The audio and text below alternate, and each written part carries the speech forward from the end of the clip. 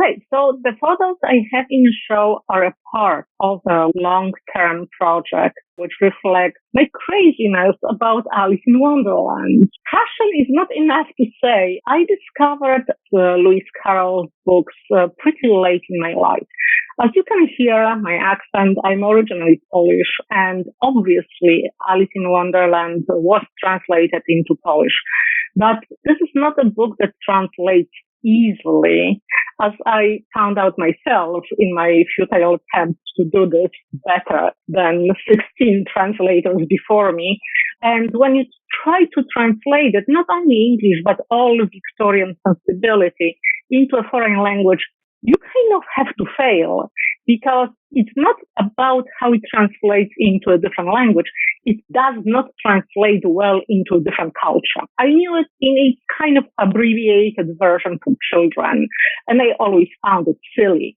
And only when I was an adult, I found it extremely witty, fun, and very smart. So I decided this book, it's not only a fascinating book to read, but this book is a metaphor, I would say, for my life. Moving around the world, finding new things, embracing the differences. So I read and reread Alice. I'm teaching Alice to my students constantly, and I'm teaching them how to see this not as a book for children, but as a book for adults and children, because it's not a book for adults only. It was written originally for children, but I think with the adult audience somehow in mind.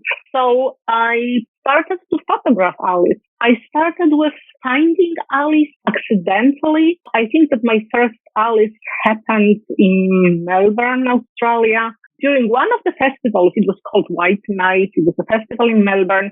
I walked around the city and suddenly I saw a huge inflatable rabbit and a little girl reaching her hand to this rabbit. And I had this moment like, this is it. This is what I was waiting for. This is when the universe opens for you and sends you a message, even if this message is very subjective and only you can see it. So since then, I started to look for Alice.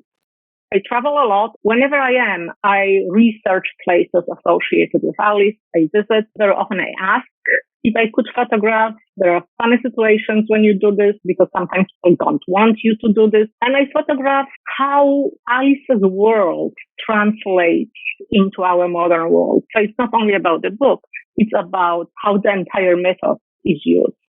And I also wrote a paper about it, and actually in a couple of months it's going to be published in a book about Alice in Wonderland in pop culture, and it's going to be published in Palgrave. I think that the work about Alice has to reflect Alice's main purpose. This is how people used to have fun, by reading books. So these books were meant to enjoy. So I would say that my main purpose is enjoyment. And the other purpose would be to seek meaning behind it, because we all tell stories. And I think photography tells stories.